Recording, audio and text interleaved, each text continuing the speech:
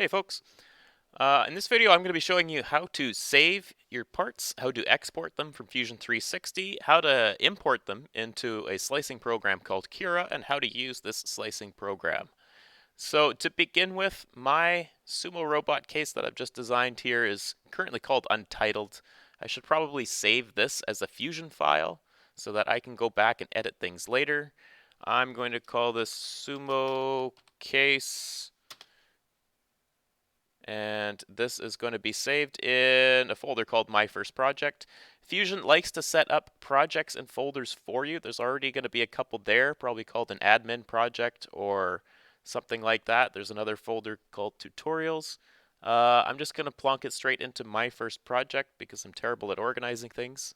So now we have Sumo Case version 0 here. Okay, how do we find this again? The little 9 dot thing on the top left, data panel, shows you everything. So if I'm looking in My First Project, it will be here. Let's just go home for a second so that you can all see where this would go. Usually my recent data will show you everything that you have been making recently. So there's our Sumo case and wheels and other stuff like that. So this is the one that I've been working on right now. This thing that I've just now saved, it is a Fusion file. It remembers all of these little bits and pieces that I've added to this part. The 3D printer doesn't care about the history of making this. It just wants the object. So we need a simplified file to get to the next bit. So I'm going to go up to the Utilities tab. I'm going to hit the 3D print button.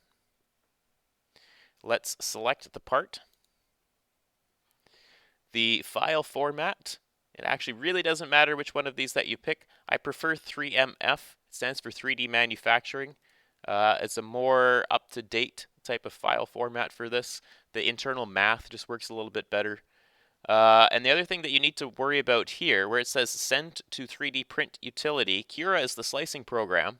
So if I pressed OK, it would just open up Cura with this. I actually want to save this as an object file too, so I'm going to uncheck that so that it prompts me to save this into somewhere locally on my computer.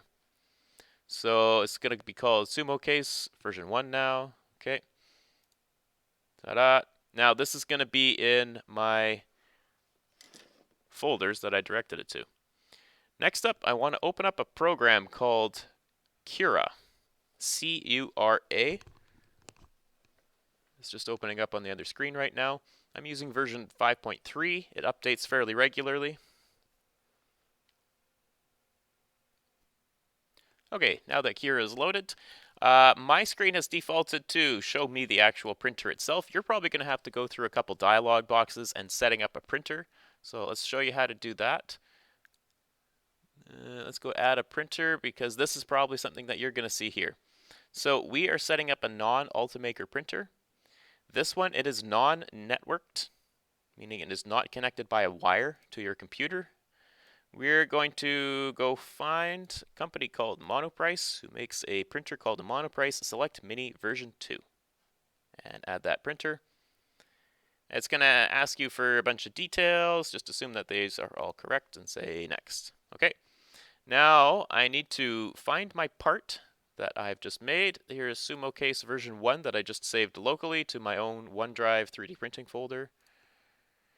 And here's our part. So we got to do a couple of things to make this work. First off, it can't print sitting sideways like this. We are going to rotate this.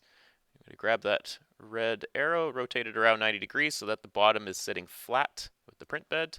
This is also going to have to move. So I'm going to shove this over. I have to bring this up, to bring it over. One of these days it's going to snap into place. It has to sit on the print bed. There we go. It's almost exactly the size of the print bed. So let's just make sure that it's sitting in a nice place like that. That looks good. Okay. Now this, the way it is, with this 45-degree angle here, believe it or not, the 3D printer can print at an angle like that without needing any supports. This entire piece should not need any support in it whatsoever. I'm going to go into the settings because there's a couple things that I'm going to want you to change. The first one is to change the fine profile to a fast one. This is going to make it stronger and it will print faster. The rest of it is not particularly important. Wall count of 3 and top and bottom layers of 4 should work.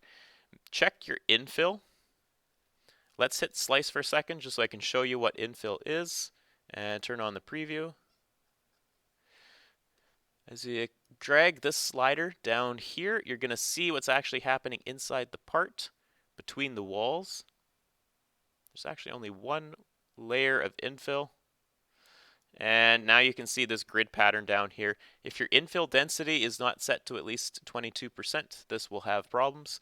There isn't really a whole lot of reason to go above 22%, so I would use a grid and 22% as the infill for this one. A couple other settings that you should check. Let's just close all these down.